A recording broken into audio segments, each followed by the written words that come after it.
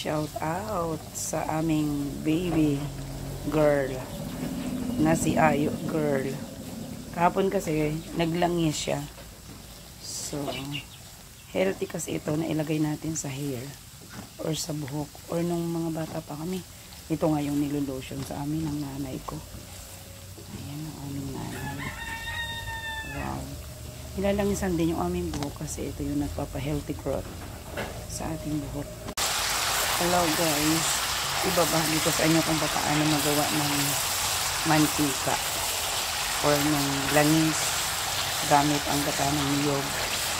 So ito guys, hinalo lang natin ang hinalo yung coconut cream. Ano siya? Bali, isang buo na niyog lang yung ating ginawang langis or pinagmamantika natin. Ito yung latik na sinasabi. Haluin lang natin siya ng haluin hanggang sa mag-golden brown yung ating latik. Siyempre guys, alam nyo na itsura niyan before. Ano lang siya, coconut cream yung puti na gata. Tapos, haluin nyo lang ng haluin. Medium heat lang para hindi masunog. Tapos, para madami-dami ang makuha ninyo na mantika or langis, kailangan talagang i-golden brown nyo itong latik kasi marami pa tayong mapipiga na langis dyan or mantika. Ito kasi yung organic na mantika.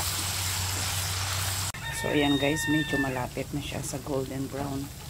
Pero kulang pa yan. Kailangan i-golden brown natin. Kasi marami pa tayong langis or mantika na makukuha dun sa kanyang latik. So, at this point, golden brown na yung ating latik. So, ganito, Miss Ayo girl. Pwede na siya, hanguin na natin siya. Off na natin ang apoy at ating siyang i-drain. So, i-drain lang natin. Kasama ang kanyang latik. Ayan, papalamigin natin. Eto na guys, yung ating nakuhang coconut oil. Doon sa ating coconut cream na niluto na pinaglatik natin. Eto naman guys, yung kanyang latik. So, ayan. Pwede nyo siyang kainin. Pwede nyo siyang lagyan ng brown sugar.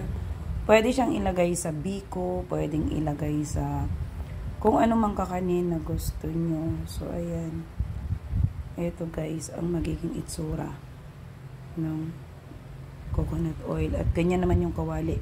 Okay lang yan kung masunog. Madali lang naman yung hugasan. So, ayan guys. Kung gusto nyo tikman natin, pwede natin kainin. Sarap. Ang bango. At ito yung ating organic na coconut oil na nakuha natin sa ating coconut cream. Isang buong niyog lang yung ating nilangis or ginawa ng